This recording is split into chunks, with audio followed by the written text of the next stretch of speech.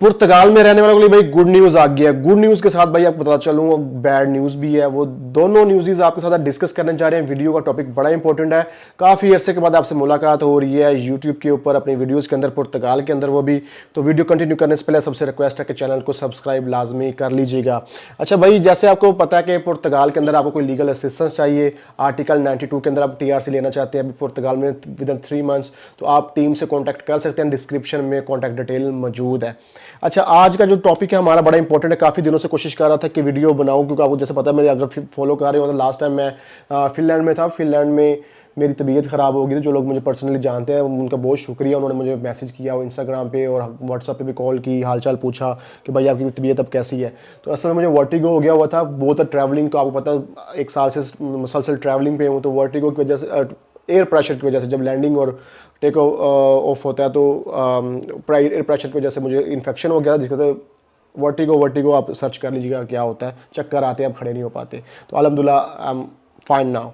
तो भाई आज हम काफ़ी अरसे के बाद वीडियो बना रहे हैं। थोड़ा वीडियो को जो है ना थोड़ा लंबी हो जाएगी, लास्ट भी आपने देखनी लास्ट तक।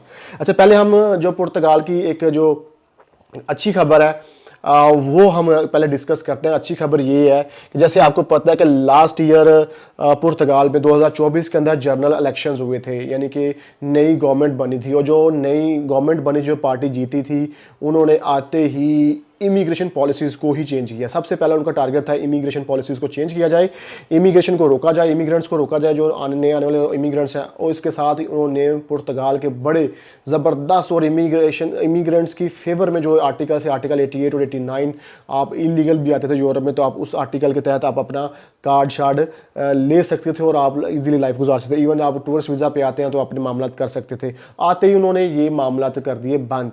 अभी जैसे डिस्क्रिप्शन में न्यूज़ लिंक्स जो हैं, जो पिछले वीक में जो रद्दबदल हुई है पुर्तगाल गवर्नमेंट के अंदर, डाल दूंगा, जाके आप वॉच कर लीजिएगा, पढ़ लीजिएगा, सॉरी न्यूज़ आर्टिकल रीड कर लीजिएगा। नो कॉन्फिडेंस जो वोटिंग हुई थी अगेंस्ट गवर्नमेंट, तो जिसमें गवर्नमेंट जो है वो हार गई है भाई, ठीक है। तो एक्सपेक्टेड है कि 2025 के अंदर जो है दोबारा री इलेक्शन की कॉल आ जाए मई के अंदर, के अप्रैल मई के अंदर में ख्याल कि शायद कह रहे हैं। अगर मई के अंदर 2025 में अगर इलेक्शन हो जाते हैं तो इसका मतलब है गवर्नमेंट टूट गई। अब इसमें एक इमिग्रेशन के हवाले से इमिग्रेंट्स के अंदर एक नई होप पैदा हो रही है।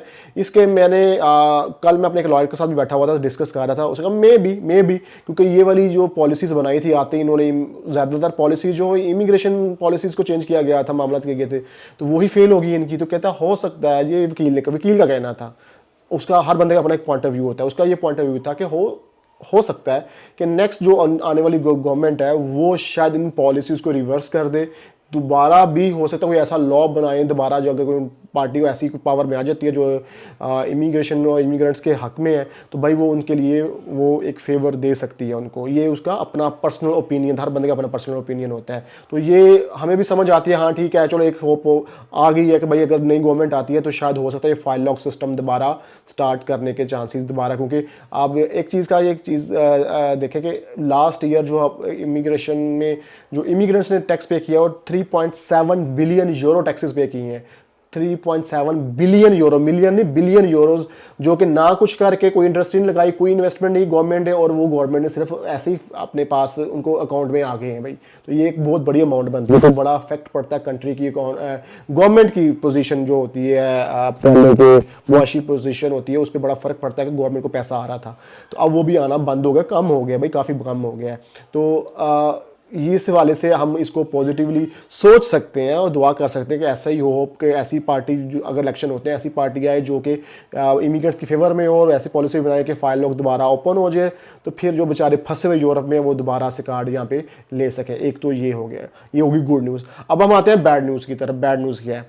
बैड न्यूज़ ये है कि जैसे आपको पता है कि जब नए इलेक्शन होते हैं, ऑलरेडी आइमा के अंदर काफ़ी ज़्यादा स्लो प्रोसीजर चल रहा है, और अब जैसे ही आइमा के अंदर ये जो प्रोसीजर चल रहा है, जो हमारा पर्सनल एनालिसिस है या लॉयर से बात करें, उन्होंने कहा जी 2025 में भी ये जो बैकलॉग है ये क्लियर होने वाला नहीं है, क्योंकि काफ़ी ज़्यादा फालते आ रहे हैं, मामला आ रहे हैं। जो अभी मार्च आ गया है, अप्रैल भी आ जाना, इसी तरह साल गुजरता, अभी वो 5 लाख बंदे क्लियर नहीं हो पाए, तो अभी वो होने भी नहीं है इनसे। अभी CPLP लोगों को 1.5 लाख लोगों को काम देने का बोल दिया। अब प्रिंटिंग में भी टाइम लगना शुरू हो गया है, नेशनैलिटी में भी लाइन रश लग गया है, तो काफ़ी चीज़ें वर्स्ट होती जा रही है। 2025 में भी दूर दूर तक ये क्लियर होने के चांसेस नज़र नहीं आ रही। ये मेरा भी पर्सनल ओपिनियन है, हर बंदे की अपनी राय होती है, अपनी राय आप कॉमेंट में लिख दीजिएगा, और लॉयर का भी यही कहना था। अब इसमें जब आप देखेंगे, जब आपका वो हो जाता है, इलेक्शन होते हैं, जब अनाउंस होते हैं, तो गवर्नमेंट टूट जाती है, जो काम जो होते हैं, जो पॉलिसी बन रही होती है वहीं पे रुक जाती हैं।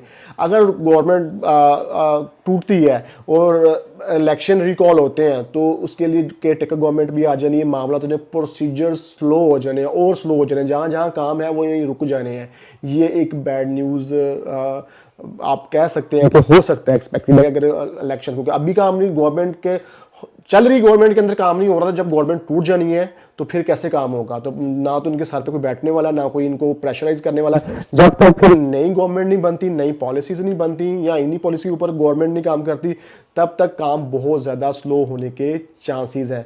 तो भाई ये थी अपडेट। ये तो गुड न्यूज़ भी सुना दी आपको कि इससे ये हो सकता है कि नई गवर्नमेंट आएगी तो शायद वो उसमें चेंजिंग करे, पॉलिसीज़ को फिर दोबारा ओपन कर दे, या अगर नहीं करते तो भाई जो नई गवर्नमेंट आती है, जब ये अगर टूटती है, तो भाई जो ऑलरेडी अभी मौजूदा टाइम के अंदर जो प्रोसेसेस चल रहे हैं, जो ऑलरेडी बहुत स्लो हैं, वो मज़ीद स्लो होने के चांसेस हैं।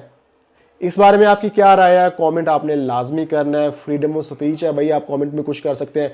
कई लोग आते हैं बुरा भला कह के चले जाते हैं, भाई आपका भला, आपकी बुरा भला कहने से हमें कुछ नहीं होगा, आप अपना टाइम वेस्ट कर रहे हैं, ठीक है।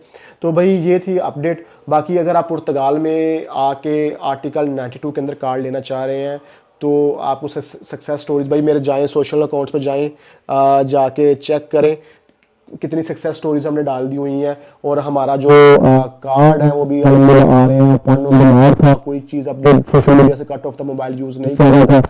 इंशाल्लाह नेक्स्ट वीडियोस के अंदर जो हमारे लोगों की अपॉइंटमेंट्स, फैमिली यूनियन की अपॉइंटमेंट्स अप्रूव होकर आई हैं, आर्टिकल 116 की आई हैं, 123A की अपॉइंटमेंट्स ओपन होकर आई हैं, 92 के अंदर हमारे कार्ड आए हैं, 92 की अपॉइंटमेंट्स अप्रूव होकर आई हैं। तो अगर आपको कोई भी अपॉइंटमेंट चाहिए तो भैया आप टीम से कॉन्टैक्ट कर लीजिएगा, आपको डायरेक्टली मुझसे मिलने की ज़रूरत नहीं है।